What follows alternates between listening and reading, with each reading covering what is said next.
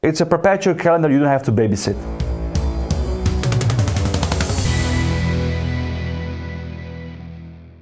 Hello guys, welcome to Swiss Watch Cam, welcome to another review. Today we're going to talk about a brand which many of you have requested over the past months to have on the channel. It's about time that we talk about Moser watches, and not just any model. We're going to talk about one of my favorites, the Perpetual calendar. Moser watches are based in Schaffhausen, Switzerland. It's in the northern part and not so far away from Zurich, where we are situated. The brand has been residing there for a very long time. In 1805, Heinrich Moser was born. And after that, he conquered the Russian world of watchmaking and established himself as one of the best watchmakers of his time. What I mean by that is he built a lot of boutiques in Russia, and especially in St. Petersburg, and his watches were very popular. The entrepreneurial spirit of Moser watches is still present today. In 2005, they relaunched the brand with the Perpetual calendar, followed in 2006, and since then they've been making an impact on the watch industry. In 2012, the Meylan family took over, and that's when the brand really started to shine. My favorite watch from the Moser collection is the Swiss Alp watch. It resembles the Apple Watch, and I think it's really cool because it's, down to earth and under the radar, but when you turn it around, you see the beautifully executed movement. Moser watches are not really show-offy, and it's for somebody who appreciates watchmaking. What's also very admirable is that in 2020, they won 2 GPAG awards. GPAG are like the Oscars of the watchmaking industry. The first award they won with the Streamliner Flyback Chrono, and the second award they won with the Endeavour Cylindrical Tourbillon, which is actually a collaboration with MB&F. And just like the Cylindrical Tourbillon, this watch features the same case. At the first glance, this watch looks very simple. You have a small second subdial at 6 o'clock, a big date window at 3 o'clock, which Moser is known for, and you have a power reserve indicator at 9 o'clock. So this watch wouldn't strike you as, let's say, complicated.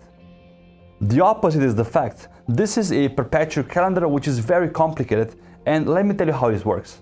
Usually on a perpetual calendar you see a few subdials on the dial side of the watch. Usually they indicate the date, the day of the week, month, and some of them even the leap year indicator. In the past we already reviewed the Jaeger-LeCoultre perpetual calendar and also the Urban Jurgensen. For the OG subscribers, you might remember the interview with the Singapore Watch Club founder Tom. We've seen a few very special perpetual calendars in that video. What Moser did is they simplified everything, and also with their new caliber, they made a very sturdy movement which you cannot break easily, and you don't have to babysit it. At 3 o'clock you have the day of the month, or the date, which is actually on 2 discs which are put on top of each other. One is from 1 to 15 and the second one is from 16 to 31. Moser is known for the big date, as I explained at the beginning, and this one is just very easy to read. So you might ask yourself, where is the month indicator on this dial? I have to move the minute hand for that to show you. So you can see there's a small arrow hand here, which now points to the index 2. Essentially, this is February. So Moser was the first watchmaker who figured out that you have 12 hours and also 12 months. After that, you also can see the same type of indication in the Rolex Skydweller, which we also reviewed. The leap year indicator is found on the caseback. So when I turn the watch around, you see it. First of all, beautiful movement, and there is this star-like component here which shows you if it's a leap year or not. So you have from 1 to 3, and then the black parts are actually marked for the leap year. You have a small triangle which is gold frosted, which shows you which year we have to look at. The main point of a perpetual calendar and why it's so complicated: a perpetual calendar has to remember if it's a leap year or not in order to switch the date end of February. So currently we have the watch set to a leap year, and now we're in the second month, February, because the arrow is pointing to the index number 2. Let me now turn the crown so you guys can see how the date will turn. It's in the first position, and then you just start flipping it around. Now you see the date will jump from 29 to 1, and also instantaneously the month arrow jumped. The good thing about this perpetual calendar is, and that's why it's also very sturdy, I can go back and forth. I would not dare to do this in a normal perpetual calendar. While we do that, you can also see the little gap between the 2 discs, so you can differentiate where the one stops and the other starts. I'm going to show you how this works in a non-leap year. So on the side of the case, you have actually a pusher with which you can quick set the leap year indicator.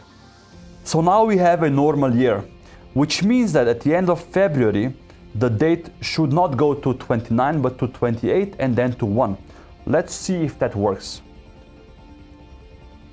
Here we go. So now we went from 28 to 1. Earlier we did this in a leap year, which meant we went from 29 to the 1st of March, and now we're going from the 28th of February to the 1st of March because we are in a non-leap year. The dial is very well executed. The indexes are applied and beautifully polished, and the leaf-shaped hands are polished as well. What Moser is known for is their fumé dials. A fumé dial is bright in the middle and becomes darker when you go to the outside.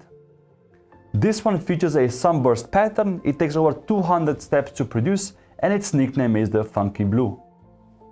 As a watch geek, I really appreciate the case spec of this model. You have the Calibre HMC 341, which has a double mainspring barrel and holds a power reserve of 7 days. I've also heard that it can actually go up to 10 days if fully wound. The englage polishing on the bridges is machine made, and the bridges on top feature Moser stripes, as I like to call them. You thought that this is a Geneva stripes, but it's not. Moser stripes are, double and a bit thicker. The rubies are held in gold chatons, which is something we've seen on Lang and Söhne watches as well. And they have a in-house production for the balance wheels. The gold balance wheel beats at 2.5 Hz, and actually this watch features hacking seconds, so you can set the time more precisely. Because they master the difficult art of creating a balance wheel, they also supply other Swiss brands with them. The movement is regulated in 6 positions and has a total of 326 components. Moser also created the escapement module, which is interchangeable and is easier to service and also adjust.